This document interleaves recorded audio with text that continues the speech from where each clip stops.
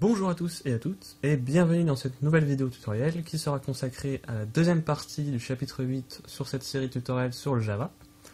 Et dans cette deuxième partie, on va donc essayer de faire un morpion orienté objet.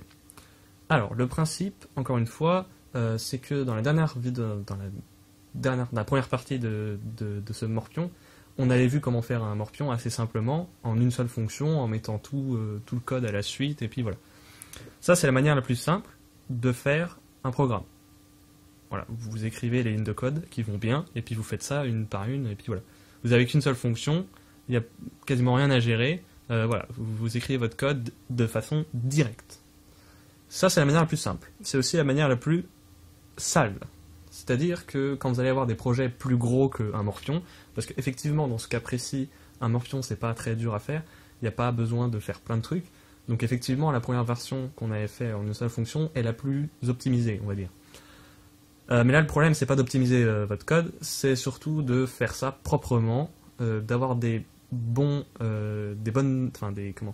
maîtriser les concepts de base de l'orienté-objet, pour ensuite, quand vous aurez des projets un peu plus gros, quand vous allez vouloir faire des jeux, vous allez vouloir faire des applications web, par exemple, vous allez avoir besoin de gérer votre projet, d'architecturer votre projet d'une certaine façon pour que ce soit simple à utiliser, votre projet, simple à coder, et puis simple aussi pour les autres, surtout.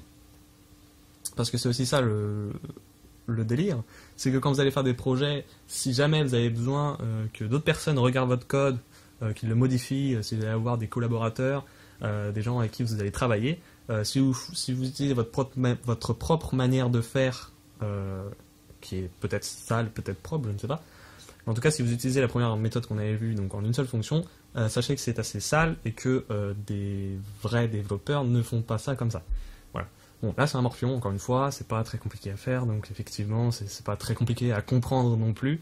Mais voilà, il faut quand même savoir comment faire un beau et bon projet. Bien. Donc dans cette deuxième partie, on va faire un morpion orienté objet. Alors, on va créer tout de suite le nouveau projet. Tic-tac-toe, Object Oriented. Voilà. Parce que les développeurs, ils aiment bien tout appeler en anglais. On peut utiliser JRE8 que j'ai installé mais que visiblement il ne me détecte pas. Bon, c'est pas grave. On va pas utiliser JRE8, ça change rien. On s'en fout. Allez. Très bien. On va faire notre premier package comme d'hab. Votre nationalité, localisation, enfin ce que vous voulez, le nom de l'auteur, donc votre pseudo, votre nom, ce que vous voulez, et le nom de votre projet. On va juste l'appeler tic-tac-toe. Très bien.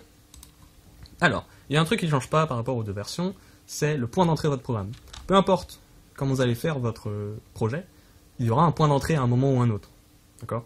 Si vous faites une application web, c'est un peu plus particulier, mais dans les projets, dans les applications, donc jeux vidéo, programme, console, programme avec une interface graphique, tout ça, vous allez avoir un point d'entrée.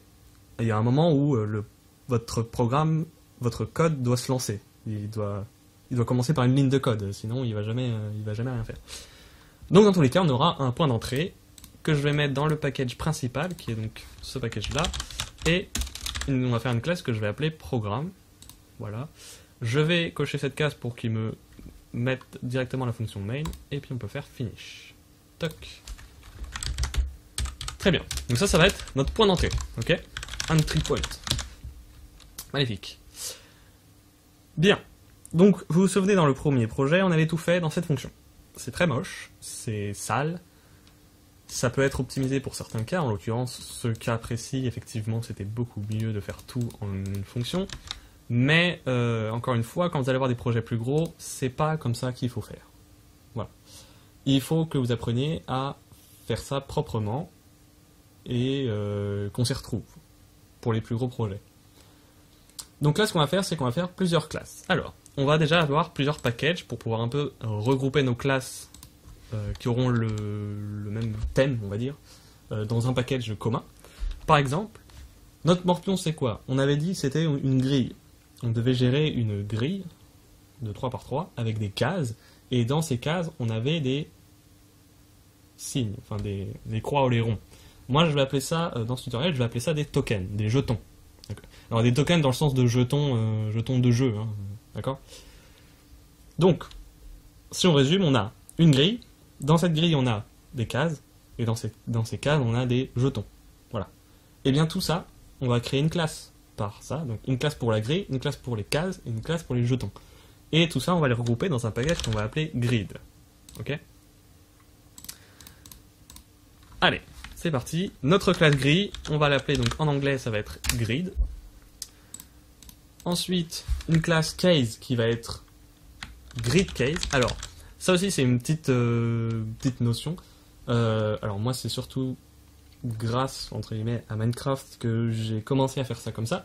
C'est que quand vous avez des notions d'appartenance, alors, ici, non, c'est pas vraiment le délire. Mais généralement, préférez quand même utiliser des noms qui soient... quand vous avez des classes qui auront des... des classes qui auront des relations, essayez d'utiliser des noms qui soient communs ou un minimum. Enfin, par exemple, vous voyez là, j'ai ma classe grid et je vais avoir ma classe case. Sauf que, déjà case c'est un mot-clé en Java, mais on peut appeler une classe case avec un C majuscule. Mais le problème, c'est que si je mets juste case comme ça, on n'a pas vraiment de relation directe. Rien qu'avec le nom, on n'a pas de relation directe entre grid et case. Alors que dans grid, on a plusieurs grid case. Donc c'est pour ça qu'il faut préférer... bon, ça c'est un peu comme vous voulez. C'est plus intuitif, on va dire, pour les autres qui vont lire le code. Bon. J'ai pas d'autres explications à donner, mais voilà. Il faut qu'il y ait des relations, il faut que ça soit... comment on dit il faut que ça soit cohérent. Très bien. Donc on a dit une classe grid, une classe donc grid case qui va être les cases de la grille, et puis une classe token. Alors là, on pourrait faire effectivement grid token, mais là ça serait plutôt grid case token, puisque les tokens seront dans la grid case et non pas dans la grid. Mais là encore, c'est un peu particulier. On va juste mettre token. Bon. Si jamais vous n'avez pas compris tout le délire des noms, des classes et tout, c'est pas grave. C'est pas important, c'est juste, voilà, j'ai essayé d'expliquer un peu ce que j'en pense. Bref. Bien. Donc on a fait ces trois classes. Comment ça va se passer? Alors, dans notre grid, dans notre classe grid, on va gérer les cases de la grille de Morpion. D'accord? Donc, on prend une bonne habitude à avoir, c'est de noter à chaque fois quand vous faites une classe, vous délimitez la structure de votre classe par des commentaires, comme ça. C'est-à-dire que là, en dessous de ce commentaire-là, on aura tous les champs. Ça se dit fields en anglais. En dessous de ce commentaire-là, on aura le constructeur de la classe. Et en dessous de ce commentaire-là, on aura les méthodes de la classe. Donc, je commence toujours par le constructeur vide. Pour l'instant, on ne sait pas vraiment ce qu'on va faire. Et bien voilà. On peut faire pareil pour les autres. Tac. Constructeur. Le constructeur de la classe. Là, on est en Java, on n'est pas en C#, donc on va utiliser la bonne norme, voilà. Et les méthodes. Token, pareil. Voilà. C'est toujours bien d'avoir des réflexes comme ça, quand vous faites des classes, des trucs, des machins. C'est très bien. Alors, on a dit dans notre classe grid, on allait avoir plusieurs grid cases. Mais combien exactement? Ici, on en aura 9, puisque notre grille de Morpion, c'est une grille de 3 par 3, donc ça fait 9 cases. On peut représenter ça donc avec un tableau de 9 éléments, de 9 cases. C'est ce qu'on va faire. Dans notre field, on va avoir donc un field grid case, qui sera donc un tableau de grid case, hein, ce sera notre grille, qui va correspondre à la grille, tout simplement. Alors, comment on peut l'appeler? Puisque si je l'appelle grid, je pense que... bon, il n'y aura pas de problème. Quelle est l'erreur? Ah, comme ça. Normalement, il n'y a pas de problème. Ouais, c'est bon, ok. Bien. Donc, on a un tableau de grid case, qui va s'appeler ici grid, puisque ça, c'est notre grille. Et, alors, c'est un peu... ça me gêne d'écrire grid, en fait. C'est pour ça que là, j'hésite un peu. C'est parce que là, justement, on est en train de définir l'objet grid qui va représenter la grille. Là, en fait, ça correspond juste à la structure de données qui va contenir les cases, en fait. Donc, on va appeler ça les cases, voilà. Les cases. Cases, tout simplement. Bien, donc on a dit que c'était un tableau de 9 éléments. Donc, on instancie directement le tableau de 9 éléments. Et on va aussi définir... Alors ça, on va faire après. Au revoir. On va définir ça après aussi, quand on va faire grid case. Alors, grid case, justement. Qu'est-ce qu'il y aura grid case dans le constructeur? Déjà dans les champs. Une case de la grille, c'est quoi? On va la représenter, enfin on va l'identifier par un identifiant, un numéro de case. Donc on va avoir dans les fields l'ID de la case, donc case ID, d'accord? Qu'on peut appeler ID tout simplement, c'est un peu mieux. Et le contenu de la case. Et le contenu, vous vous rappelez, on a dit que c'était un jeton. Donc ça sera token, qui va être le contenu de la case, content. Okay. Donc this.id, ça par contre, on ne peut pas l'inventer, donc on va le mettre en parallèle, en paramètre, pas en parallèle, en paramètre. Toc. Et le token, on va le mettre aussi en argument, mais il nous faut aussi un constructeur qui n'est pas de token, dans le cas où justement on va initialiser notre tableau. Et donc on n'a pas de token à mettre au début. La grille au début elle est vide, donc il n'y a pas vraiment de token à mettre. Donc dans le cas où il n'y a pas de token, on va mettre le content à nul, tout simplement. Et puis on va faire un deuxième constructeur. Là on fait une surcharge de constructeur, c'est-à-dire que on aura plusieurs choix. Quand on voudra instancier un nouveau grid case, on aura plusieurs choix pour instancier ce grid case. Voilà. Très bien. Voilà. Et maintenant dans notre grille, ce qu'on peut mettre, c'est initialiser notre tableau. Parce que là, notre tableau, il contient que des éléments nuls. Hein. On a juste instancié le tableau, on n'a pas instancié les éléments du tableau. Donc on va simplement une petite boucle de i0 jusqu'à 10.k10.z. Alors je peux mettre 9. Je peux mettre 9, mais c'est toujours plus propre de mettre ça comme ça. Voilà.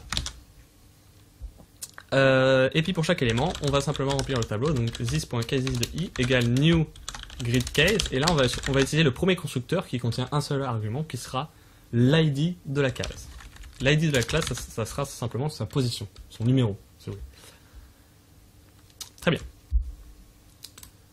Donc ça c'est bon, on a instancié notre tableau, c'est très bien. On va avoir ici besoin d'afficher notre grille, d'accord? Donc il nous faut une méthode pour soit directement afficher la grille, soit la convertir, entre guillemets, en chaîne de caractères pour ensuite l'afficher. Nous on va prendre la deuxième méthode qui est de faire une fonction qui va construire la grille sous forme de chaîne de caractères pour pouvoir l'afficher dans la console. Il existe déjà une méthode en Java, enfin, dans quasiment tous les langages, qui s'appelle toString, qui est commune à en fait tous les objets que vous allez déclarer. Ici, vous vous rappelez, je vous ai dit que, je ne sais plus si je vous l'ai dit, mais quand vous avez une classe, elle hérite obligatoirement de object. Ça, c'est exactement l'équivalent de ça. Si je mets extend object ou je le mets pas, ça revient au même. D'accord ? Dans tous les cas, notre objet va hériter de objet de base. Et dans la classe object, il y a une fonction qui s'appelle toString qui permet justement de faire ça. Et donc, on va faire ce qu'on appelle une override. Donc ça, en Java, c'est une annotation. D'accord ? Tout ce qui est arrobase, c'est une annotation. Pour dire que la fonction en dessous, généralement, les annotations sont appliquées au truc qui y a en dessous. Là, en l'occurrence, ça va être une fonction, donc l'annotation est appliquée à la fonction. Et donc, on lui dit qu'on va overrider une fonction de la classe object, qui est toString, et qui s'écrit comme ça. Donc, il faut envoyer une chaîne de caractères. On va envoyer une chaîne de caractères vide. Pour l'instant, on ne sait pas comment on va construire notre chaîne. Très bien. Alors, justement, il va nous falloir construire notre chaîne. Déjà, il faut faire en sorte que nos tokens soient affichables. Affichables, ouais. Donc, pareil, dans token, on va avoir une fonction, la fonction toString, qui va nous permettre de construire une chaîne de caractères pour le token. D'accord ? Déjà, le token, c'est quoi ? C'est juste, ici, en l'occurrence, le jeton. C'est juste un caractère, en fait. C'est juste soit un croix, un rond, une croix, un rond, je vais y arriver. C'est soit une croix, soit un rond, soit autre chose si on a envie de mettre autre chose, mais voilà, ça sera juste ça. Donc là, dans le constructeur de token, on va avoir le caractère qu'on va utiliser pour représenter ce token. D'accord? Donc, comment je peux l'appeler? Non, je peux pas l'appeler car. C, on s'en fout. Ok. Non. Faut trouver des noms cohérents et pas débiles non plus, parce que C, c'est un peu débile. Donc, pas token non plus. Token car. Token car, allez. Donc, this.token car égale C. Un truc que j'ai oublié de faire. Prenez l'habitude, quand vous déclarez des... Putain, je vois pas ma souris. C'est très ennuyeux. Quand vous déclarez des objets, des champs, mettez-les en privé. Même si vous pensez que vous allez l'utiliser ou je sais pas quoi, mettez-les quand même en privé pour être sûr que voilà. Alors, ça tout est bien, ok. Putain, ça va être compliqué. Et donc du coup la méthode toString de token, ça va être simplement de renvoyer le caractère en fait. Donc là on peut retourner this.tokenChar, sauf que tokenChar est un caractère et non pas une chaîne de caractères. Donc il faut convertir en toString. Pour cela, on va passer par l'objet, enfin la classe character.toString. C'est une méthode statique. C'est une méthode statique de la classe character qui permet de convertir un char en string, tout simplement. Alors, il ne faudra pas oublier aussi pour les tokens. Les tokens auront des propriétaires. D'accord? C'est-à-dire qu'un token appartient à un joueur.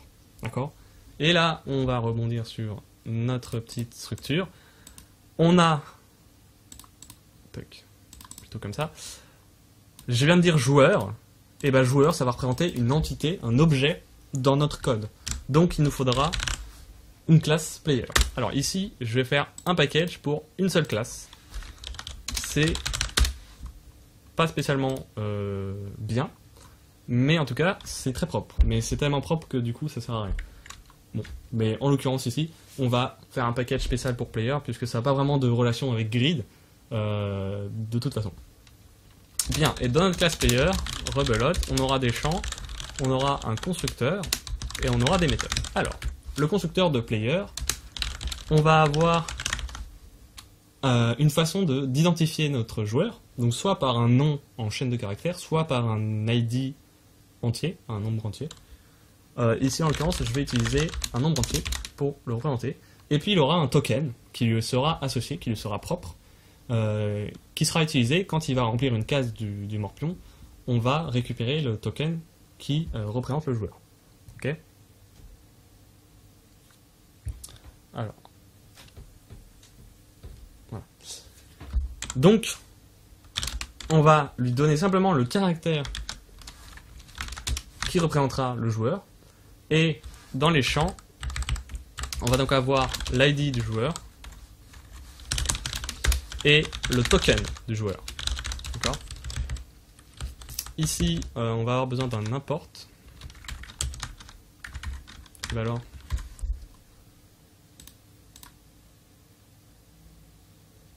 Oh là là.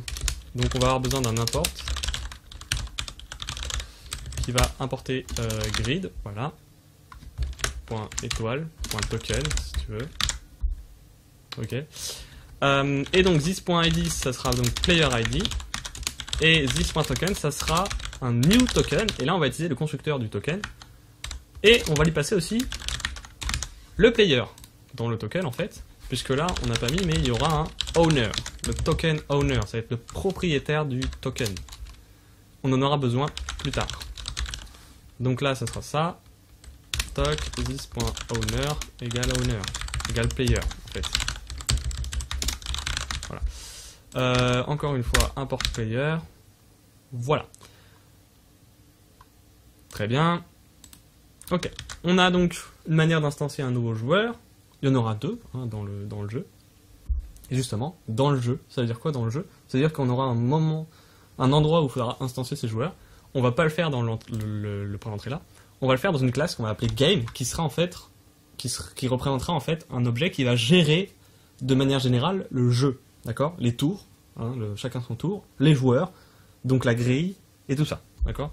Donc là, on va recréer un nouveau package. Encore une fois, text.game. Pardon. Encore une fois, un package où il y aura une seule classe dedans. C'est pas grave. C'est pour l'idée. On aura un constructeur. On verra après ce qu'on y met. Mais voilà. Et puis voilà. Très bien. Donc là, on a une structure assez basique. On aura donc la grille qui va gérer les cases. La grid case qui représentera une seule case du tableau de notre grille de Morpion. Un token qui représentera l'élément qui se situe dans le tableau. Et les joueurs qui représenteront les joueurs, tout simplement. Et la classe game qui sera un peu particulière. On verra après.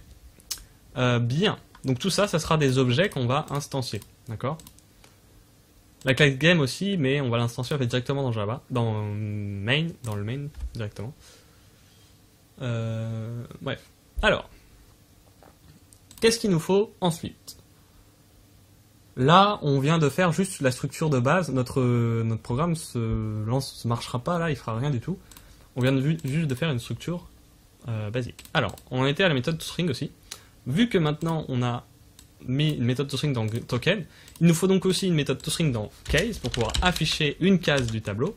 Donc encore une fois, on va overrider la méthode toString de la classe object. Et ici, on retourne this.content.toString tout simplement. Sauf que, n'oubliez pas, surtout, ça c'est très important, quand vous faites des trucs comme ça, this.content ici, c'est un objet, d'accord ? Et vous faites .toString. Vous appelez la méthode toString d'un objet, d'accord ? Sauf que cet objet peut être nul. En l'occurrence, ici, dans notre implémentation, effectivement, l'objet peut être nul puisqu'on le définit comme nul dans le cas où on utilise ce constructeur-là. Et vu que ce constructeur, on l'utilise dans grille, notre objet va forcément être nul au début, d'accord ? This.content sera forcément nul, ok ? Donc là, il faut faire une vérification. Il faut vérifier que this.content est pas nul, d'accord ? Donc si this.content est différent de nul, alors on retourne this.content.toString. Si jamais il est nul, donc else, on va simplement écrire l'id de la case, d'accord ? Donc retourne this.id.toString. Sauf qu'encore une fois, id est de type int, qui est un type primitif, donc ce n'est pas un objet. Donc on va utiliser la classe integer et la classe .toString pour convertir simplement un entier en chaîne de caractères. Voilà. Bien. Donc là, voilà, on a le toString de la grid case, et maintenant, on peut faire un toString pour la grille de manière générale. Alors, notre grille, qu'est-ce qu'il y aura à l'intérieur ? Déjà, on va utiliser un truc propre. Ça, c'est une bonne habitude à prendre. Quand vous faites des constructions de chaînes de caractères en Java, d'accord ? C'est un des points faibles de Java, c'est la construction de la chaîne de caractères. La concaténation est très longue et prend énormément de ressources. Alors bon, bien sûr, c'est relatif. Hein. Énormément, ça ne veut pas dire 3 Go de RAM. Énormément, ça veut dire assez pour être classifié comme énormément. Mais bon, bref. Donc c'est vraiment une opération coûteuse en Java. C'est dommage, c'est comme ça. Il n'y a pas, voilà. Il existe une classe pour justement éviter ce problème et construire des chaînes de caractères de manière propre, simple, en utilisant moins de ressources, en allant plus vite, etc., etc. Cette classe, ça s'appelle un string builder, un constructeur de string, si vous voulez, un constructeur de chaîne de caractères. On va appeler donc builder, et donc c'est un objet qu'on va devoir instancier, et à l'intérieur, en fait, on peut mettre de base la première chaîne de caractères qui va être, qui va être contenue dans le builder. En fait, le builder, il faut considérer ça comme une chaîne de caractères. Hein. Au final, c'est que ça. C'est juste qu'il a pas mal de fonctions et de trucs qui permettent d'optimiser notamment la concaténation des chaînes de caractères. Bien. Donc on peut définir effectivement à l'intérieur le haut de la grille. D'accord ? Notre grille, ça sera une grille, un tableau. Je sais pas si vous voyez à quoi ça ressemble, un tableau. Vous voyez ce truc-là ? Ce truc-là, c'est un tableau, là, task. Un tableau, voilà. Bah, on aura une ligne en haut. On aura des lignes qui vont entrecouper les cases verticalement et horizontalement. Et puis on aura une dernière ligne à la fin. Voilà. Donc ça, c'est la ligne du haut de notre tableau. Alors, nous, on va faire un truc joli. Donc on va utiliser ce qu'on appelle CharMap. Voilà, donc on va faire Windows R. On va taper CharMap. Et en fait, on va regarder ce que c'est. pour ceux qui ne connaissent pas, ça correspond en fait à tous les symboles et caractères que vous pouvez écrire dans toutes les polices que vous avez installées, les fontes que vous avez installées sur votre ordinateur. On va laisser Arial, on va aller à affichage avancé, jeu de caractères, Unicode c'est bon, groupé par rangée Unicode, et dans rangée Unicode, on va chercher un truc qui s'appelle filet, voilà, et là dans filet, on a ces trucs là qui sont des filets qui permettent de construire notamment des tableaux en console. Si jamais vous n'avez jamais vu de programme console de votre vie, ça va être compliqué à savoir ce que c'est, mais pour ceux qui ont utilisé des Linux, des Mac, des trucs comme ça, vous connaissez sûrement HTOP ou TOP qui construisent donc la liste des process qui sont en train de tourner avec une grille, et cette grille utilise, je sais plus si elle utilise exactement ce genre de symbole, mais voilà, bref, ça permet de construire, de faire des trucs comme ça, assez jolis, tout simplement. Bien, donc on va prendre, pour la rangée du haut, ça va être donc un coin, suivi de plein de ça, là, on verra comment on en met, suivi de l'autre coin, d'accord? Ça va être ça, notre ligne du haut. Toc, magnifique. Là, le problème, pardon, le problème c'est qu'on ne sait pas combien on va mettre, donc on va faire un truc joli, d'accord? Qui dit joli, dit propre. Qui dit propre, dit simple et épuré. Enfin, je sais pas si vous voyez un peu le délire. Bref, on va faire un tableau joli. Et donc pour cela, en fait, on va faire 3 espacements par case pour mettre le chiffre au milieu. Je sais pas si vous voyez ce que je viens de dire. Si j'ouvre ça et que je le jarte, si j'arrive à le jarter, mais apparemment ça marche pas. Déplacer vers l'autre vue, non, c'est pas ça. Ok. J'abandonne. En gros, ce qu'on va faire... Allez, on va construire le tableau ici, là, devant vous. Ça va être plus simple. Je crois que j'en ai loupé un, là. 2. Ok. 1, 2, 3. Toc. Ça, ce sera la deuxième ligne. Ok. Je vais juste vous montrer à quoi va ressembler le tableau final, comme ça vous pourrez vous représenter un peu le délire dans votre tête. Alors d'ailleurs dans le haut j'ai quand même oublié ça, qui est assez important. Hop, voilà. Ligne comme ça. 0, 1. Et là d'ailleurs, il y en a encore un. Merde.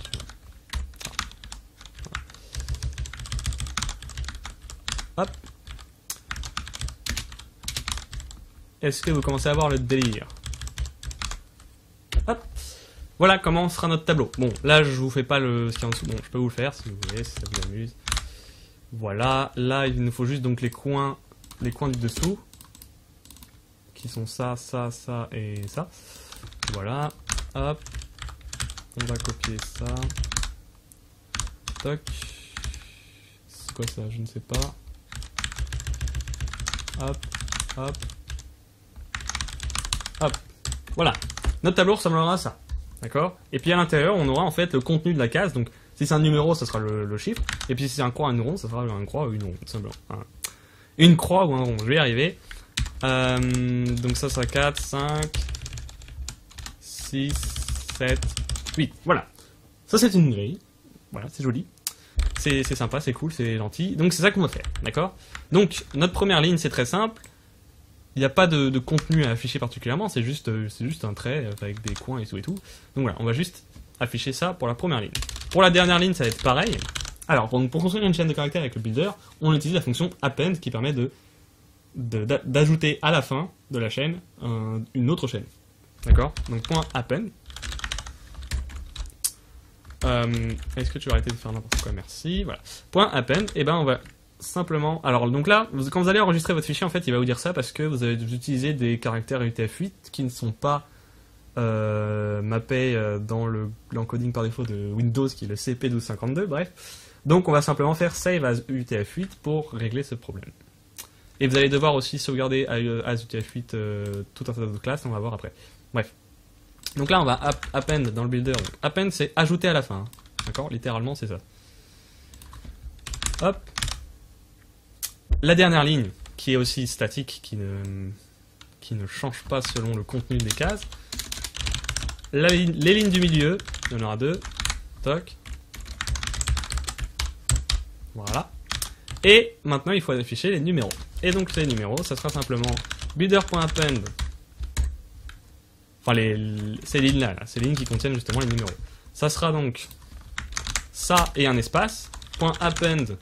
Et en fait, la fonction append, vous voyez là, il y a plein de surcharges et on peut utiliser n'importe quel type de variable. Je sais pas si vous voyez, voilà. Et en l'occurrence, on aura le int i.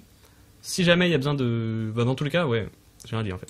On va utiliser en fait ce constructeur-là, en fait, qui va appeler la méthode toString de object. Vous vous souvenez, je vous ai dit que object, la classe object, contient une méthode toString dans tous les objets. Sauf que nous, on l'a overridé dans notre classe, là, je sais pas si vous vous souvenez, là. Nous, on a fait une override dessus.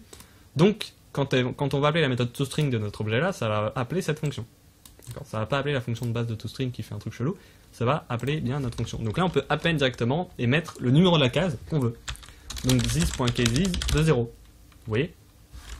.append, un espace suivi du truc du milieu qui sera ça encore. Suivi d'un autre espace, .append, this.case de 1. .append, encore une fois rebelote. .append, this.case de 2. D'accord ? Et pour finir, la fin de notre truc. Bon, ça fait un sacré bordel, mais c'est comme ça qu'on fait. Voilà. J'aurais pu éventuellement mettre des plus ici, concaténation, mais justement c'est ce que je veux éviter de faire, donc on va éviter de le faire. Très bien. Bref, donc ça c'est très bien, et j'en ai 3 comme ça, voilà. Et là on voit bien le tableau qui se construit. Et donc là il faudra simplement modifier ici, donc là ce sera 3, là ce sera 6, là ce sera 4, 5, 8, 7. Ok ? Et donc là, ça produira exactement ce résultat. On est très content. Et maintenant, notre builder, c'est un objet string builder, donc on peut pas le return en tant que string, c'est pas le même type. Donc il faut qu'on fasse simplement un toString du builder, donc builder.toString, qui va renvoyer le contenu qu'on a construit simplement en utilisant ce builder. D'accord ? Ça veut dire tout ça, ça va être notre grille. Très bien. Donc ça c'est parfait, on a la méthode toString. On a tout bien. Dans grid case, c'est bon. Token, on n'utilise pas. Owner, on va voir plus tard. Player, on s'en fout. Ok. Donc là, ce qu'on va faire, c'est juste tester notre affichage. D'accord ? Donc on va simplement faire une new grid. Donc grid égale new grid. On n'a pas de paramètre à grid. On importe le type. Et on va simplement faire grid.toString. On va l'afficher, pardon. Hop. Voilà. On va simplement afficher notre grille, voir le résultat pour bien voir si on a bien les bons trucs. Hop, on fait run. Si tout se passe bien, normalement il a détecté. Et puis on a ça. Alors, ça c'est très bien. Déjà, première chose, on voit qu'on n'a pas mis de saut à la ligne, entre les lignes. Donc on va simplement ajouter un saut à la ligne. Pour ajouter un saut à la ligne de manière très méga super propre, il y a ce qu'on appelle donc une variable d'environnement qui contient le saut à la ligne du système sur lequel vous êtes, parce que en fait, selon les systèmes, selon les OS, les sauts à la ligne ne s'écrivent pas de la même façon. Je vais pas rentrer dans les détails, mais croyez-moi, c'est vrai. Et donc, en fait, on va faire system.getEnv et une variable d'environnement qui s'appelle newLine, je crois. On va tester, de toute façon, on va bien le voir. Toc. Et ça c'est pour faire des newlines de la manière des sauts à la ligne. Les newlines c'est ça, c'est des sauts à la ligne. Le newline de manière la plus propre possible. D'accord ? Ok, donc ça c'est la première chose. Ça si on teste, on a nul, donc ça veut dire que cette variable d'environnement n'est pas définie, donc c'est pas newline, c'est peut-être new_line. On teste, je ne sais plus, et puis si jamais je trouve pas, je vais regarder sur internet. Toujours pas. env_newline. Je crois. Non, mais je raconte de la merde, c'est pas du tout dans ce langage-là qu'on fait ça, en fait. Donc, ce qu'on va faire... Ah, c'est ça, line separator. Putain, pardon. Je m'étais embrouillé dans pas mal de trucs, c'est tombé, c'est pas... Je suis débile, ça m'arrive. Donc voilà, c'est line separator pour avoir le bon line separator du système sur lequel on est.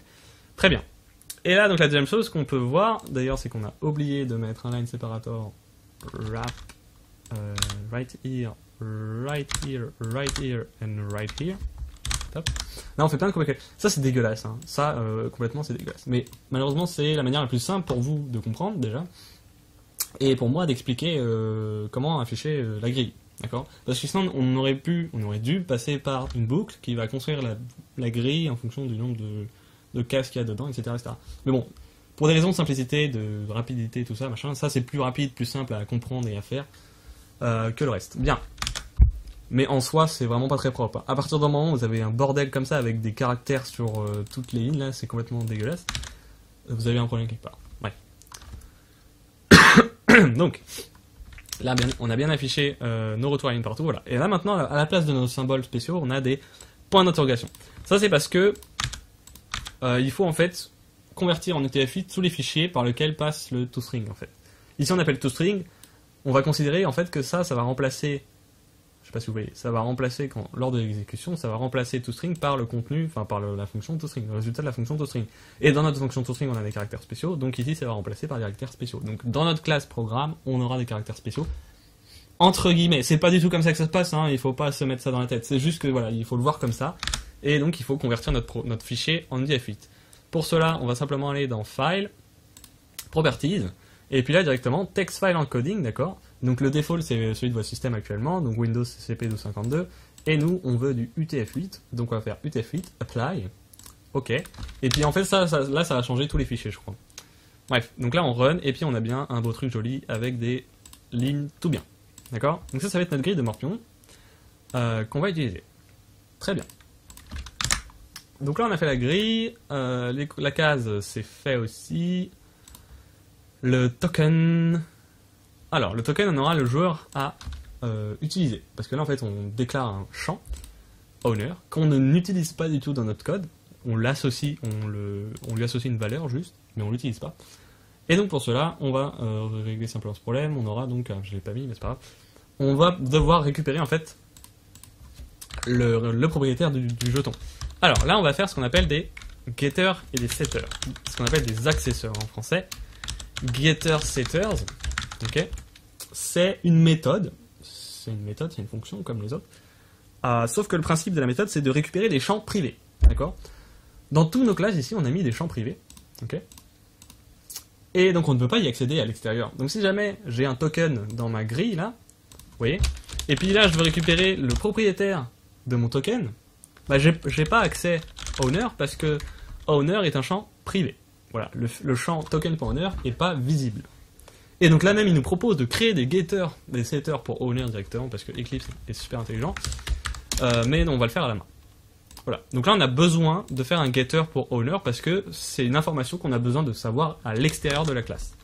Donc public, donc ce sera un getter simplement, on va juste faire un getter. Le getter permet de récupérer une valeur, le setter permet de définir une valeur.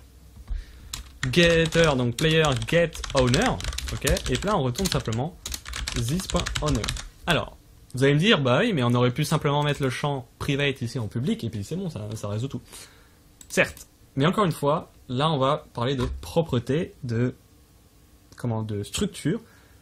Quand vous faites un champ, mettez-le privé de base, pour éviter que justement les gens qui vont travailler avec vous sur vos projets puissent faire n'importe quoi avec vos champs. Ici en l'occurrence, on veut juste faire un getter, c'est-à-dire on veut juste y avoir accès en lecture, d'accord? On veut pas avoir à définir le joueur d'un token. Une fois qu'on a défini le token d'un joueur, il est au joueur et puis point, ça change pas. Au Morpion, on peut pas voler des jetons dans les autres cases des autres. Ok? Donc là, on a juste besoin de récupérer la valeur de owner. Donc de la lire, juste. Pas de l'écrire. Effectivement, si on aurait besoin de l'écrire, on aurait fait un setter. Mais là non, on a juste besoin de lire, donc on met le champ en privé de manière générale. Voilà, il n'est pas accessible. Et puis si jamais quelqu'un veut accéder, c'est juste en lecture avec un getter. Get owner. La grid case va propager ce getter simplement ici. Donc là c'est plus une méthode puisque c'est pas vraiment un getter de quoi que ce soit. C'est un getter de token éventuellement, mais bon. Donc là on va créer un pseudo getter puisque là on parle pas des champs de grid case mais d'un champ de notre content là. Bref. Voilà. Donc là on va l'appeler pour plus de clarté. C'est get token owner, parce que une case n'a pas de propriétaire. Je sais pas si vous voyez, dans un Morpion, dans un jeu d'échecs, un joueur n'a pas la propriété d'une case. Il a la propriété de la pièce qui se situe à l'intérieur de la case. D'accord? Donc là, c'est le même délire. On va pas faire getOwner. On va pas appeler notre fonction getOwner dans la classe gridCase, puisque c'est pas le propriétaire de la case, c'est le propriétaire du token qui se situe dans la case. Ok? C'est un peu... C'est des concepts, enfin c'est pas vraiment des concepts, c'est juste une notion de représentation d'objets, représentation de structure de programme qu'il faut avoir si vous voulez faire des trucs jolis, propres et lisibles par n'importe qui, enfin par des développeurs de manière générale. C'est voilà, c'est tout ça. C'est plus de l'expérience qu'autre chose, hein. Je vais pas vous apprendre tout, je les connais pas moi-même tous. Je vais pas vous apprendre toutes les conventions, toutes les normes possibles et imaginables avec les noms des machins, des bidules. C'est juste une question de raisonnement, de cohérence. Putain, il y a un mot que je cherche depuis le début de la vidéo. Je vais le retrouver, mais pas maintenant. Ok, donc return10.content. Et là, on a accès justement au joueur, au propriétaire du token, donc getOwner. Je cherche le mot toujours. Il existe, hein, j'en suis sûr, mais je me souviens plus. Bref. Donc là, on peut récupérer le token le propriétaire du token qui se situe dans la case. Ok? On aura en fait besoin de cette fonction ici. Alors bon, cette méthode est dégueulasse. On va la cacher pour nos yeux.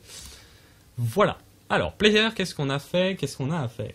Alors, le player, on aura besoin de récupérer le token, puisque quand le joueur va devoir entrer va devoir taper le numéro de la grille de morpion, enfin, le numéro de la case de morpion dans lequel il voudra mettre sa pièce, il faudra récupérer le token pour pouvoir setter justement la case du morpion. Et justement, on va setter la case d'une grid case, donc on aura besoin d'un setter cette fois-ci. Setter, c'est-à-dire définir, hein, on va remplacer la valeur par une autre. Donc on aura un setter ici de grid case qui va permettre de setter le token. D'accord? Quand un joueur va jouer, il faudra remplacer le token nul, entre guillemets, puisque, vous vous rappelez, hein, this.content égale nul, le token au début il n'y en a pas, en fait. Il n'y a pas de token, donc c'est pour ça qu'il faudra le setter à un moment. Donc this.content égale token, tout simplement. Voilà, là on a 7 tokens, et puis c'est tout en fait. D'ailleurs là on a fini la classe gridCase d'après mes notes. Je sais pas si ça va être suffisant, mais bon, allez, admettons. Bien. Donc on va resetter la case de token, tout ça machin, etc. Bien. Dans player, on a dit donc qu'il fallait aussi récupérer le token. Donc on va faire un getter pour le token. Donc token get token return this.token. Magnifique. Et on aura besoin, alors encore une fois, d'une fonction override. Là c'est pour checker en fait le gagnant. Alors dans la première vidéo, on avait simplement comparé le contenu de chaque case entre elles pour savoir s'il y avait 3 ronds ou 3 croix sur une ligne, sur une diagonale, etc. Machin. Là, ce qu'on va vérifier, ce n'est pas le contenu du token, c'est surtout le propriétaire du token. D'accord? On aurait pu éventuellement checker, vérifier le token en lui-même, mais là, on va vérifier simplement le propriétaire du token. D'accord? Si un joueur possède 2 tokens, enfin si un joueur possède 3 tokens d'ailleurs qui sont sur une ligne, il a gagné. Ça veut dire qu'il a 3 rois, 3 croix ou 3 ronds, et donc ça veut dire qu'il a gagné. Donc il faudra comparer les joueurs, les propriétaires, en fait, voilà, c'est ça. Il faudra comparer les propriétaires des tokens entre eux. Et les propriétaires des tokens, c'est quoi? C'est des objets de type player, d'accord? Et donc il faudra les comparer des objets de type player entre eux, sauf que il n'y a pas ici de méthode pour le faire. En fait, il existe une méthode, encore une fois, dans la classe object. Hein, j'insiste beaucoup sur ça, mais il faut vraiment imaginer que là, vous avez un extend object. D'accord? Donc, le player est de type object. Et en fait, dans la classe object, on a une fonction toString, et on a aussi une fonction qui s'appelle equals, qui permet simplement de comparer 2 objets. Voilà. Et donc, cette fonction, on va l'overrider exactement comme toString. Cette fonction envoie un booléen, ça s'appelle equals, et prend en paramètre un objet de type user, un objet de type object, d'accord? Parce que là, on va comparer le player avec n'importe quoi, ok? Il faut que ça nous renvoie vrai ou faux, selon notre propre règle. Parce que ce qu'il va faire de base, c'est qu'il va comparer les pointeurs des objets. Si vous avez la notion de pointeur, il va simplement comparer les pointeurs des objets. Sauf que nous, c'est pas ça qu'on veut, puisque généralement ça marche pas tout le temps, et enfin c'est très spécial comme comparaison, donc on va pas utiliser ça. Nous, ce qu'on veut, c'est en fait surtout regarder l'ID du joueur. Ce qu'on veut comparer, c'est l'ID du joueur. Si deux objets de type player ont le même ID, c'est-à-dire que c'est le même joueur. D'accord? Puisque ça sert à ça un ID, justement. Bien. Donc cette fonction, on va simplement vérifier déjà. Déjà là, il faut vérifier de base. Premier truc, vérifier que notre object other est de type player. Parce que s'il n'est pas de type player, un player va pas être égal à une chaîne de caractères, quoi. Ça n'a aucun sens. Donc là, on va vérifier si other est de type player. Ok? Pour cela, on va utiliser un mot-clé de Java qui s'appelle instance of. Ça s'écrit comme ça s'utilise comme ça. Donc if other instance of player, en gros, ça veut dire littéralement que est-ce que mon objet other est une instance de la classe player. D'accord? Est-ce que mon objet other est de type player, tout simplement. Et donc dans le cas où c'est vrai, on va return other.id. Alors voilà, il faut faire un cast, parce que ici en fait, je vais expliquer un peu mieux que ça. Ici notre object other est de type object, c'est un object basique. Donc il a que les fonctions basiques de object qui sont, regardez, equals, getClass, hashcode, notify all to string, wait, machin, etc. Bon bref, il y a plein de trucs que nous on s'en fout. Nous on veut accéder au champ ID de joueur, d'accord? Donc il faut d'abord vérifier si notre other est une instance de player. Et dans le cas où c'est une instance de player, on peut le caster parce qu'on est sûr. Ça on est sûr, on peut le faire parce qu'on est sûr, d'accord? Player égale player other. Voilà, hop. Ça on peut le faire parce qu'on est sûr, parce qu'on est dans le if. Donc là on est sûr. Ça c'est obligatoire. Notre other est de type player. On peut le caster. Mais attention avec le cast, vous pouvez pas caster n'importe quoi, n'importe où, ok? Faites attention, généralement un cast est précédé de ce genre de conditions, d'accord? Donc on va caster notre joueur. Maintenant on a un objet de type player et on peut donc utiliser les méthodes et les champs qu'il y a dedans. Donc player.id .equals pour être, bon non c'est un int donc on s'en fout, donc player.id égale this.id tout simplement. Et ça sera ce qu'on va retourner, ok? Et dans le cas où notre other n'est pas une instance de player, on va retourner false, d'accord? Ok? Voilà, la méthode equals, c'est simplement ça. On compare les ID des joueurs au lieu de comparer les pointeurs des objets ou les trucs un peu chelous, mystérieux, tout ça.